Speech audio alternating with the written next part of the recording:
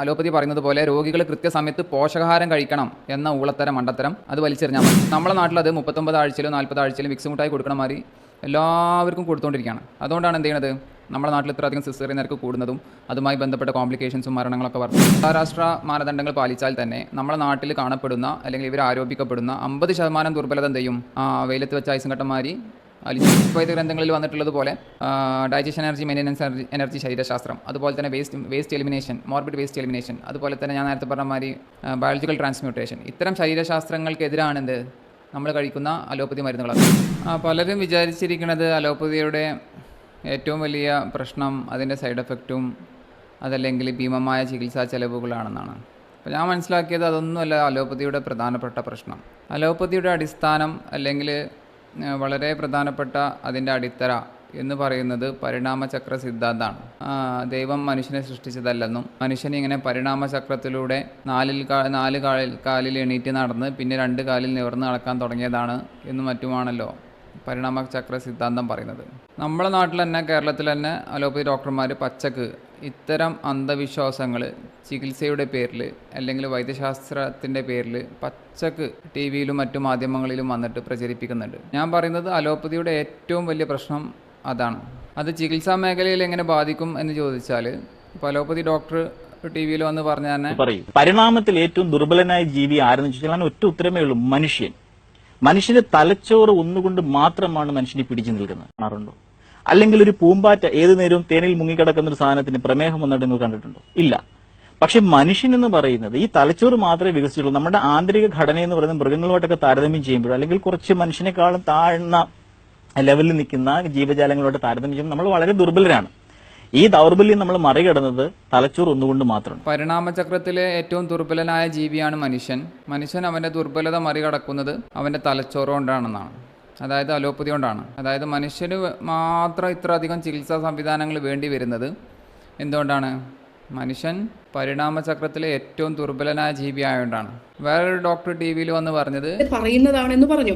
ഇതിന്റെ ഒരു മറുവശം കൂടി പറയുകയാണെങ്കിൽ, മനുഷ്യൻ എഴുന്നേറ്റ് 2 കാലിൽ നടക്കാൻ തുടങ്ങിയപ്പോൾ ഇടുപ്പിന്റെ വിസ്താരം കുറഞ്ഞു. അത്രയും വലിയൊരു കുട്ടിയുടെ തല പുറത്തേക്ക് വരണമെങ്കിൽ അത് അത്ര ഈസി ആയിട്ടുള്ള ഒരു കാര്യമല്ല. ദെർഫോർ പ്രസവത്തിന് പല സമയത്തും സപ്പോർട്ട് വേണ്ടി വരും. അതുകൊണ്ടാണ് ആശുപത്രി പോകണമെന്ന് പറയുന്നത്. ഈ പറയുന്ന ഈ മരിച്ച കുട്ടിയുടെ അമ്മ ഒരു പ്രസവം മനുഷ്യൻ 4 കാലിൽ നടന്നപ്പോൾ വലിയ പ്രശ്നമൊന്നും ഉണ്ടായിരുന്നില്ല. 2 കാലിൽ നടക്കാൻ തുടങ്ങിയപ്പോഴാണ് എന്തുണ്ടായത്, പ്രസവവും മറ്റു കാര്യങ്ങളൊക്കെ അത്ര അധികം കോംപ്ലിക്കേഷൻ ആയത് എന്നാണ്. അപ്പോൾ ഇതിൻ്റെയൊക്കെ അടിസ്ഥാനം ഇത്തരം അന്ധവിശ്വാസങ്ങൾ അല്ലെങ്കിൽ ശിർക്കൻ സിദ്ധാന്തങ്ങളാണ് എന്നാണ് ഞാൻ പറയുന്നത്. അതും ഞാൻ ഈ പറയുന്ന ഇവർ ആരോപിക്കപ്പെടുന്ന ദുർബലത നമുക്കുണ്ടോ എന്ന് നമ്മൾ എന്ത് ചെയ്യണം, സ്വയം പരിശോധിക്കണം. ഞാൻ പറയുന്നത് അലോപ്പതിയിൽ തന്നെയുള്ള അന്താരാഷ്ട്ര മാനദണ്ഡങ്ങൾ പാലിച്ചാൽ തന്നെ നമ്മളെ നാട്ടിൽ കാണപ്പെടുന്ന അല്ലെങ്കിൽ ഇവർ ആരോപിക്കപ്പെടുന്ന 50% ദുർബലത എന്ത് ചെയ്യും, വെയിലത്ത് വെച്ച ഐസും കട്ടന്മാരി അലിഞ്ഞു പോകും. ചെറിയൊരു ഉദാഹരണം പറയുകയാണെങ്കിൽ ലേബർ ഇൻഡക്ഷൻ്റെ വിഷയം മാത്രം എടുത്ത് പരിശോധിച്ച് നോക്കി.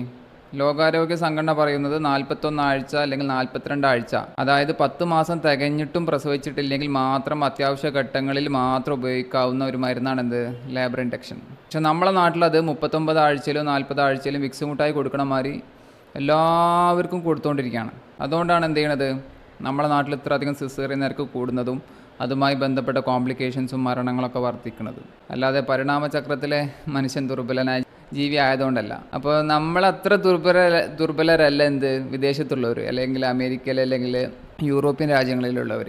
അവർ ഇത്ര അധികം ദുർബലരല്ല എന്നാണ് മനസ്സിലാക്കുന്നത്. അപ്പോൾ ഞാൻ പറയുന്നത് ഈ 50% ഇവർ ആരോപിക്കപ്പെടുന്ന 50% ദുർബലത അന്താരാഷ്ട്ര മാനദണ്ഡങ്ങൾ പാലിച്ചാൽ തന്നെ മാഞ്ഞു പോകും.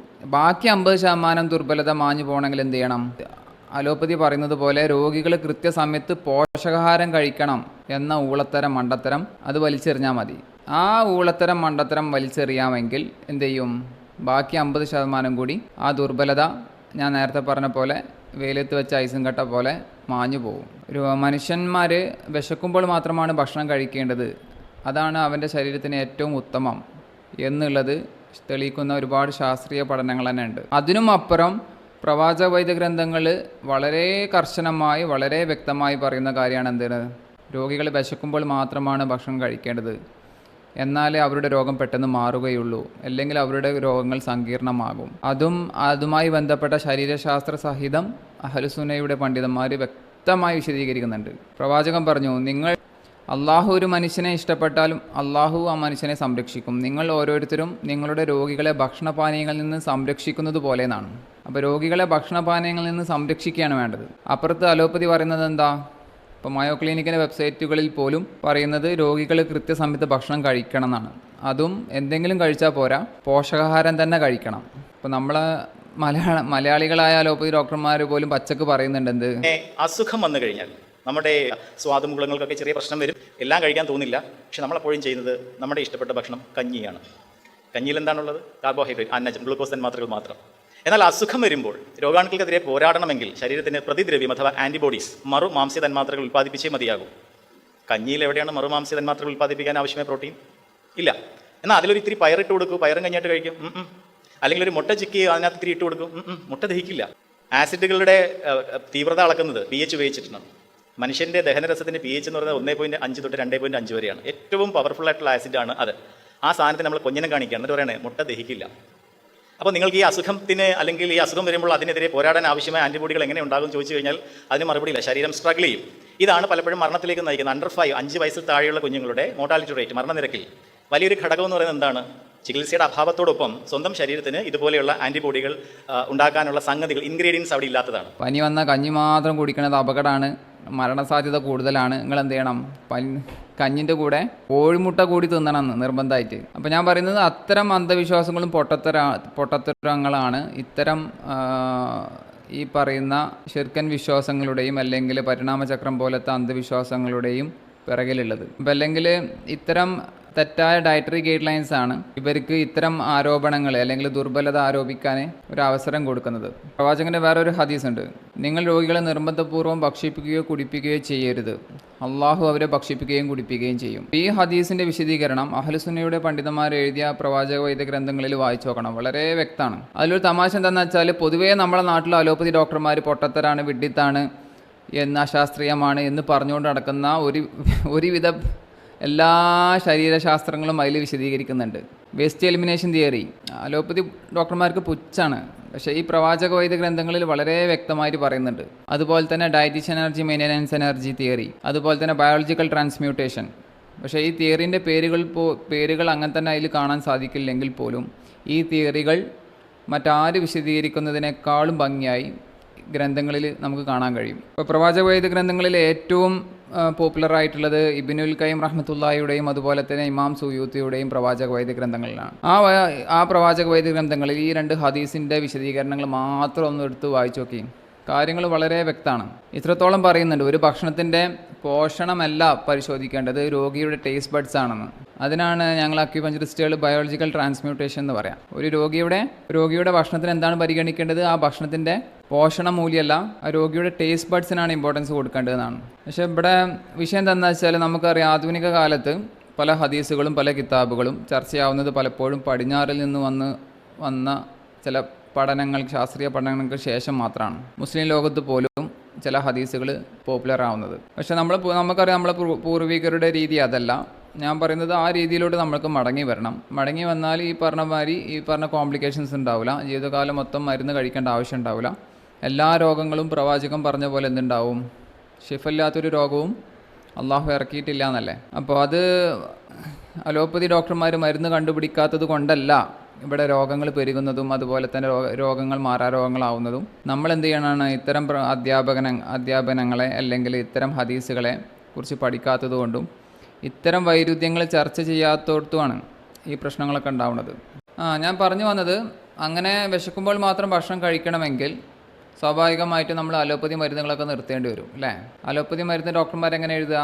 നിങ്ങൾ വിശക്കുമ്പോൾ മാത്രം കഴിച്ചാൽ മതി എന്ന് പറഞ്ഞുകൊണ്ടാണോ എഴുതാറ്? അല്ലല്ലോ അല്ലേ? രാവിലെ ഭക്ഷണത്തിന് ശേഷം, മുമ്പ്, രാത്രി, വൈകുന്നേരം, ഉച്ചക്ക്, ഭക്ഷണത്തിന് ശേഷം, ഭക്ഷണത്തിന് മുമ്പ് എന്ന് പറഞ്ഞുകൊണ്ടാണല്ലോ എഴുതാറ്. അപ്പോൾ രോഗികളോട് പ്രവാചകൻ്റെ അധ്യാപനം വിശക്കുമ്പോൾ മാത്രം ഭക്ഷണം കഴിക്കാനാണ്.